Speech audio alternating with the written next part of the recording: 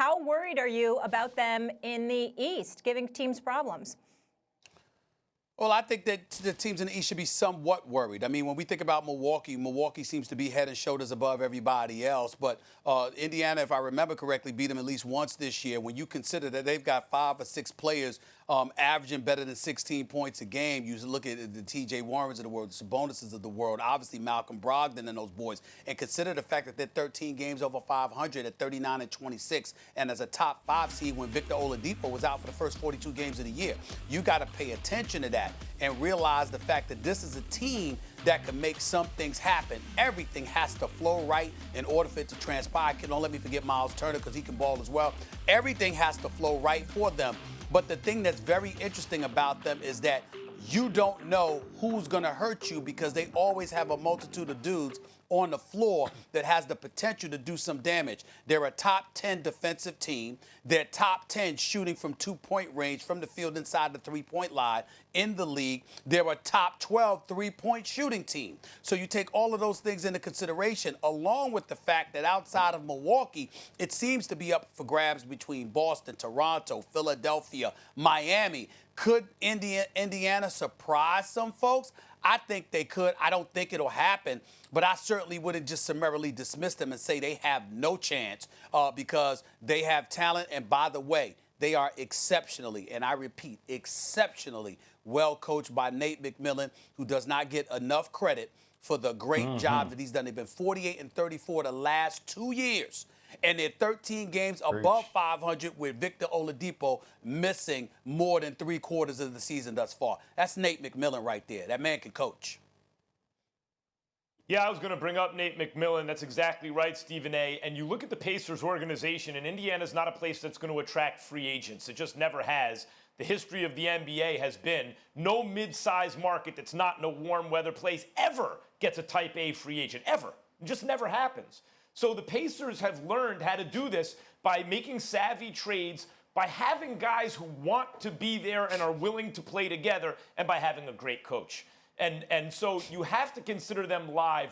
But if Oladipo was coming off a season where you knew he had his legs under him, literally, he had that quad rupture, which kept him out for a lot of the season. But if that was the Oladipo we're talking about and they're fully crewed up, maybe. Then you have to say, hey, in a funky kind of bubble season with a shortened regular season, fewer teams, etc., maybe kind of more wild things will happen than we're used to seeing in the NBA. And anyway, every decade or so, a sleeper team shocks everyone. The Pistons defensively in 2004, the Dallas Mavericks when they beat it was the Heat, of course, the LeBron James, Dwayne Wade Heat. You know, with Dirk Nowitzki as a superstar and then a lot of excellent role players, it can happen maybe sometimes.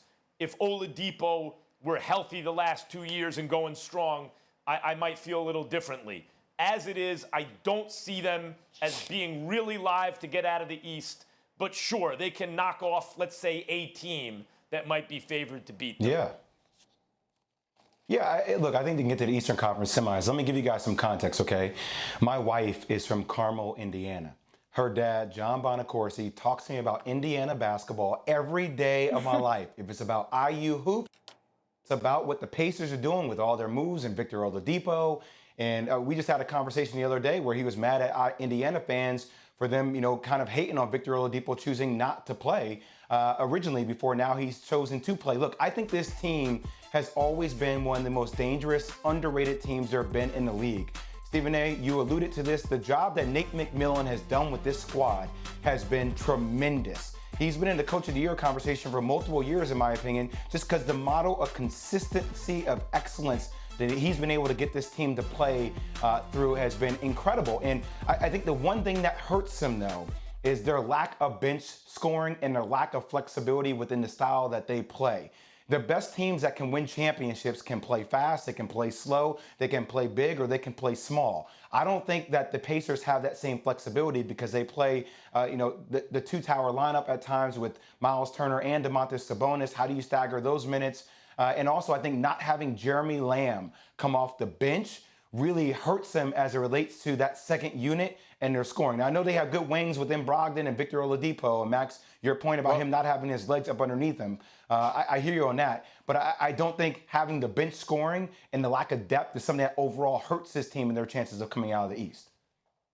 Well, Jay, a couple of things. First of all, the suit, the tie is looking dapper. I'm very, very proud of you today. I just want to say that. You're looking very, very sharp. Thank you. All right, I want to give you credit where credit Appreciate is due. it. Secondly, I back feel like to you're basketball. building me up to break me down. Remember, no, not at all, not at all. Let's remember Nate McMillan is known to make adjustments come postseason time.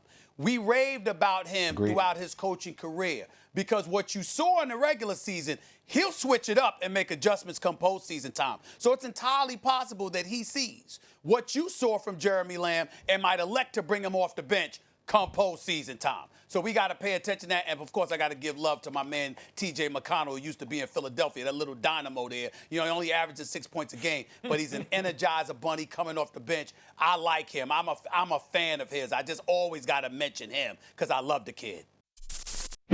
Thanks for watching ESPN on YouTube. For live streaming, sports, and premium content, subscribe to ESPN+.